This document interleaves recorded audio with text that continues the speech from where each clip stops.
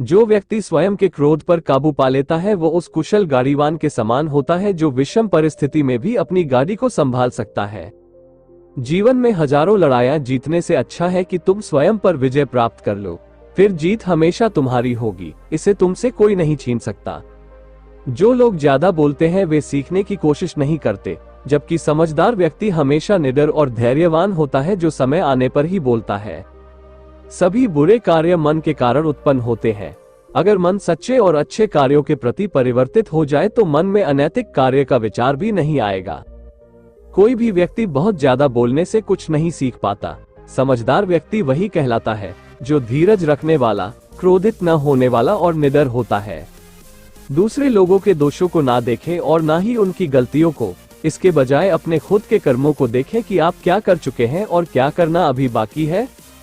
ज्ञानी व्यक्ति की कभी भी मृत्यु नहीं होती है, वे अपने ज्ञान के प्रकाश में हमेशा जीवित रहते हैं, जबकि मूर्ख और अज्ञानी व्यक्ति पहले से ही अपने विचारों से मरे होते हैं। ईर्ष्या और नफरत की आग में जलते हुए इस संसार में खुशी और हंसी स्थायी नहीं हो सकती। अगर आप अंधेरे में डूबे हुए हैं तो आप रोशनी की तलाश क्यों नहीं करते? एक जलते हुए दीपक से हजारों दीपक रोशन किया जा सकता है, फिर भी उस दीपक की रोशनी कम नहीं होती। ठीक उसी प्रकार खुशियां बांटने से बढ़ती है, न कि कम होती है। आपका काम है अपनी पसंद के काम को खोजना। अपनी पसंद के काम को खोजें और जब वह मिल जाए तो खुद को उस काम में पूरी तरह से लगा दे। यही सफलता का मार्ग है। जो व्यक्ति 50 लोगों से प्रेम करता है उसके पास खुश रहने के लिए 50 कारण होते हैं, और जो व्यक्ति किसी से प्रेम नहीं करता उसके पास खुश रहने का कोई कारण नहीं होता। एक मूर्ख व्यक्ति एक समझदार व्यक्ति के साथ रहकर भी अपने पूरे जीवन में सच को उसी तरह से नहीं देख पाता जिस तरह से एक चम्मच सूप के स्वाद का आनंद नहीं ले पाता है। कोई भी व्यक्ति सिर मुंडवाने से या फिर उसके परिवार से या फिर एक जाति में जन्म लेने से संत नहीं बन जाता। जिस व्यक्ति में सच्चाई और विवेक होता है वही धन्य है, वही संत है।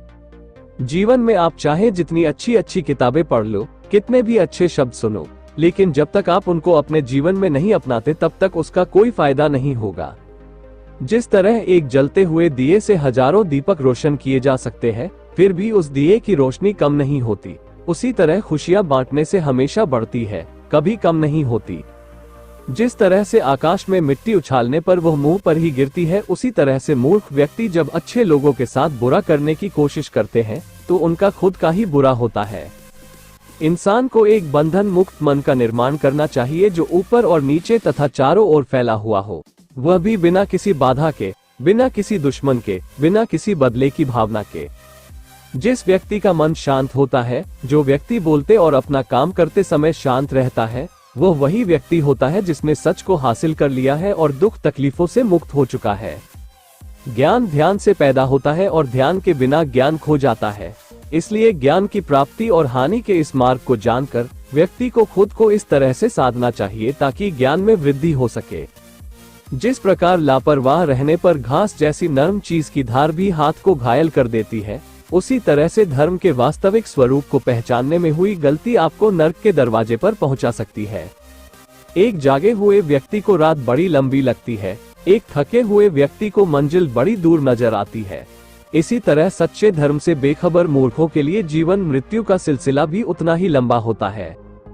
अगर आपको अच्छा साथी ना मिले तो अकेले चलें, उस हाथी की तरह जो कि अकेले ही जंगल में घूमता है। अकेले रहना कहीं अच्छा है बजाय उन लोगों के साथ के जो कि आपकी प्रगति में बाधा बनते हैं। किसी जंगली जानवर की अपेक्षा एक कपटी और दुष्ट मित्र से अधिक डरना चाहिए, क्योंकि जानवर तो बस आपके शरीर को नुकसान पहुंचा सकता है, पर एक बुरा मित्र आपकी बुद्धि को नुकसान पहुंचा सकता है। एक समझदार व्यक्ति अपने अंदर की कमियों को उसी तरह से दूर कर लेता है जिस तरह से एक स्वर्णकार चांदी की अशुद्धियों को चुन चुनकर थोड़ा थोड़ा करके और इस प्रक्रिया को बार बार दोहराकर दूर कर लेता है। उसने मेरा अपमान किया, मुझे कष्ट दिया, मुझे लूट लिया। जो व्यक्ति जीवन भर इन्हीं बातों को लेकर शिकायत करते रहते हैं, वे कभी चैन से नहीं रह पाते। सुकून से वही व्यक्ति रहते हैं जो खुद को इन बातों से ऊपर उठा लेते हैं। हम आज जो कुछ भी है वह हमने आज तक क्या सोचा इस बात का परिणाम है। यदि कोई व्यक्ति बुरी सोच के साथ बोलता या काम करता है तो उसे कष्ट ही मिलता